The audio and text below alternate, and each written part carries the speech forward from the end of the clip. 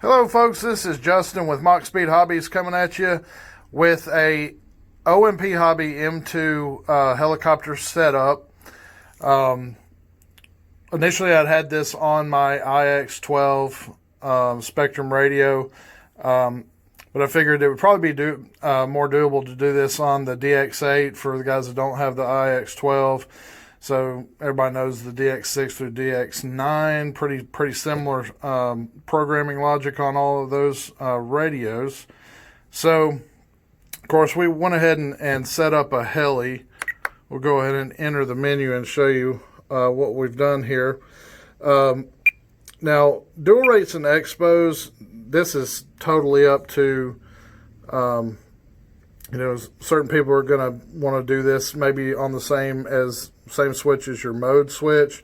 I actually like to do it separate. I put it up here on switch D just because it's easy for me to grab, and I can run whatever dual rates and expos without having to worry about what mode I'm in.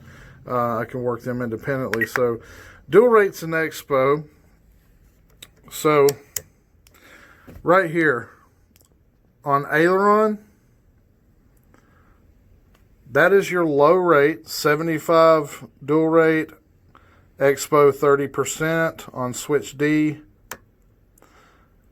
85 and 30 on mid, and full is 100% and 40% expo.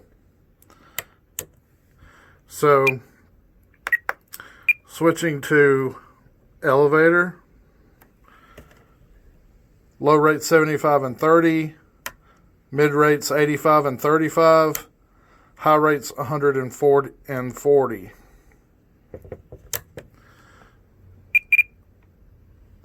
On your tail rotor or rudder, low rates 85 and 15, mid rate is 85 and 15, and high rate is 100% and 15. Okay.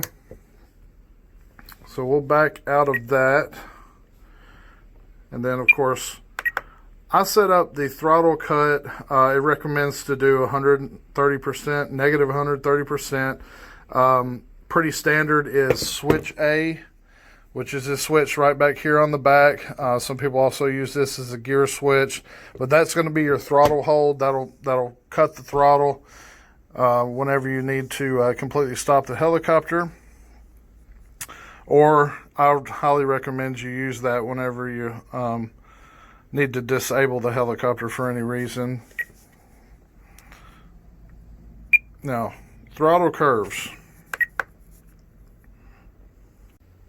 Okay, in your throttle curve menus, normal mode for hovering and landing is going to be step 1, 0%, 2 is 60, 3 is 60, 4 is 60, and step 5 is 70%.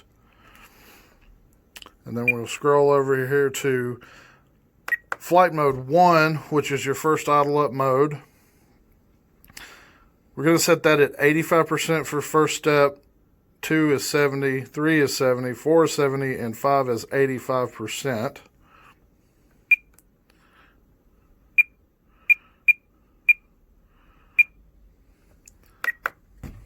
Okay, now full idle up mode is 100%, 85, 85, 85, and 100. And those are the three flight modes that you'll need to set up for throttle. We'll back out of that and we'll go to the pitch curves. So normal hover mode, we got 35, 45, 56, 77, and 100%. Idle up 1, flight mode 1 is 0, 25, 50, 75, and 100.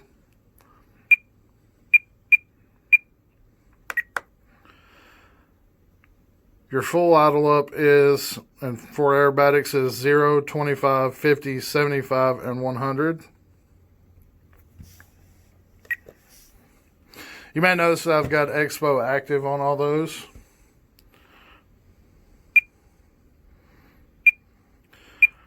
Now, another thing that I've personally got wrong, and some of you other guys that may know this, may not, is that I initially had it set up wrong here on the Swash type. So this has a control board that pretty much does all the processing for you. So all it's looking for is raw input.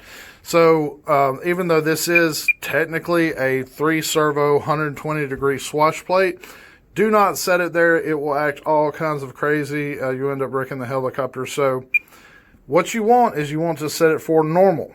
It's just looking for that pure, like I said, just the pure signal, and it does all the interpretations for you. So make sure that you're in a normal Swash plate type, just the first selection there.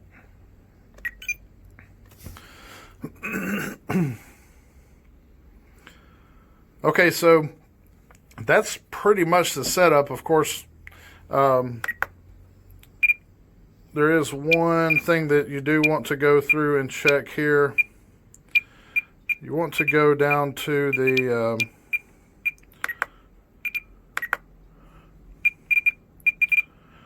channel assignments. Okay, the gear channel 5 is what it uses to set up the stability mode, the intermediate mode, and the full acro mode. So on the next page here, go to next under RX port assignments.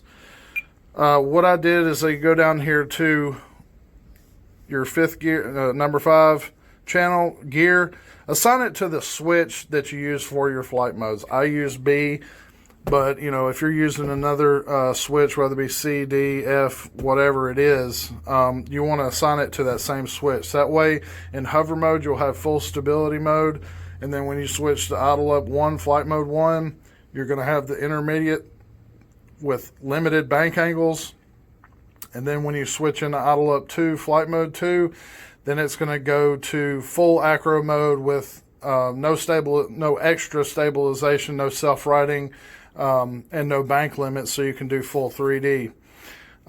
Once you've set all that up, you guys are ready to fly and you're ready to start the calibration process. I've included the calibration video in the links below and on all my other videos, so check that out. It's not in English, but it does have subtitles, so you can read it and see everything he's saying. It's very, very easy. All you got to do is put it into the learning mode, take off and hover the helicopter until it gradually starts to feel locked in. Once it's locked in, go ahead and land it, and then save the settings per his instructions.